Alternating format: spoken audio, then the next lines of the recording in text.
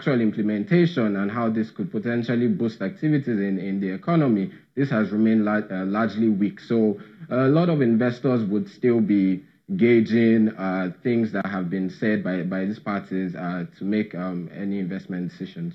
So it's going to be a bit difficult for us, you and I, and the rest of us on Market Street, to try and make sense of what is being said by those who are on the political music box, soapbox about what they plan to do if the market will listen to anyone, for example, building more infrastructure, for example, ramping up on the anti-corruption program and making sure the social investment program works on one side. Then, of course, the articles is talking about selling the NNPC upper house. Maybe that's talking about privatization. We'll have details of that today. It's also talk about getting Nigeria's GDP to $900 billion US.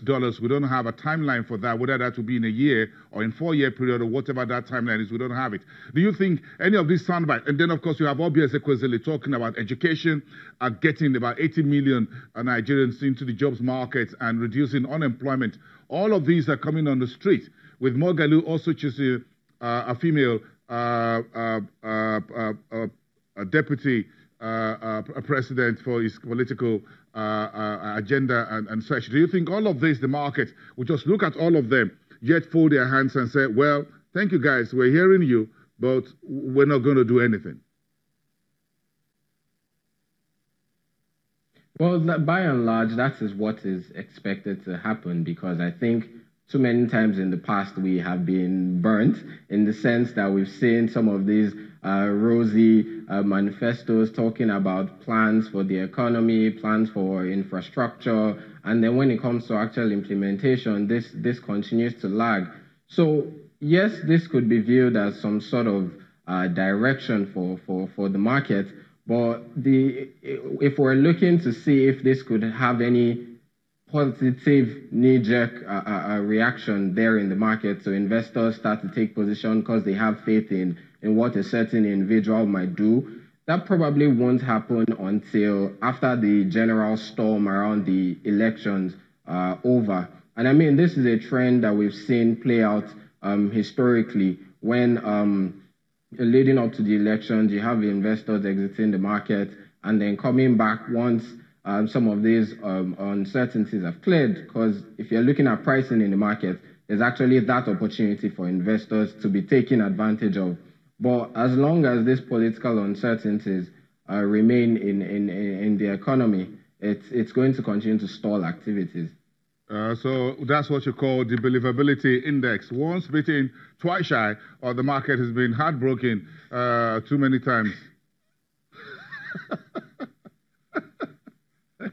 Essentially, that's what it is. I understand. Some broken hearts never mend. Maybe the market. Remember the transformation agenda, the Vision 2010, the Vision 2020, the Vision 2020, and all of that. Till today, the market is yet to see any strong performance. So, okay, but that's understandable.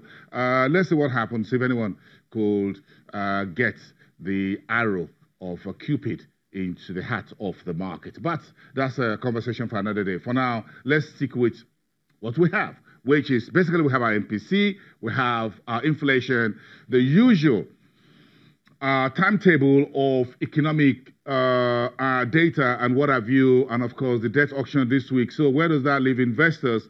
Let's leave the political street and cross over to the market street. I mean, for investors, we believe there's still that opportunity for them to take advantage, especially considering the fact that we're expecting, we've started to see short-term rates trend higher. I mean, if you look at the results of the T-bills auction that was held last week, as well as the OMO auction as well, you can see a lot of investors taking position, especially on the longer tenured instruments, given that we started to see yields trend higher. So investors are pricing this in, and in terms of returns that investors could get, this could also improve. I mean, appetite for equities has remained quite weak. I mean, we have year-to-date return of minus 16.2%.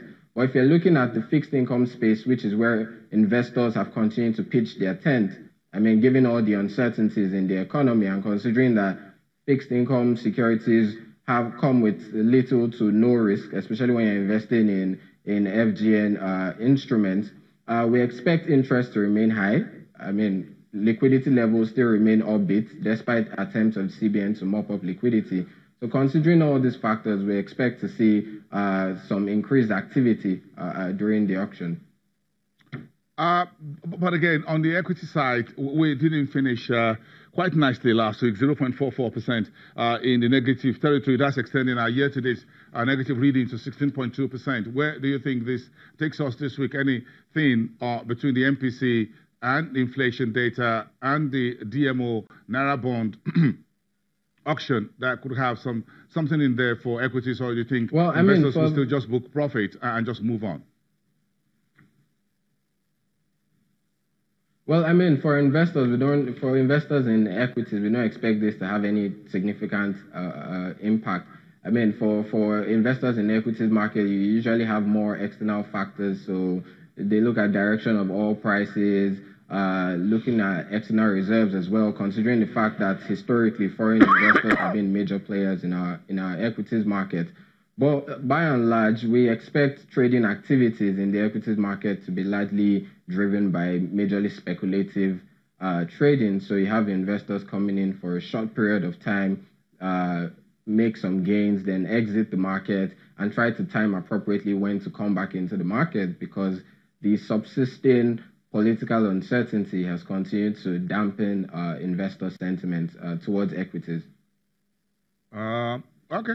Let's leave it there for this morning. Eromosele Aziba, thanks for raising the curtain on the business and market week for us on the program. One of the investment analysts at Afrinvest. Let's get into other part of the conversation. Today, FMDQ and IFC is holding the Series 2 roundtable on Nigeria's housing market. Let's have that conversation in 1 minute.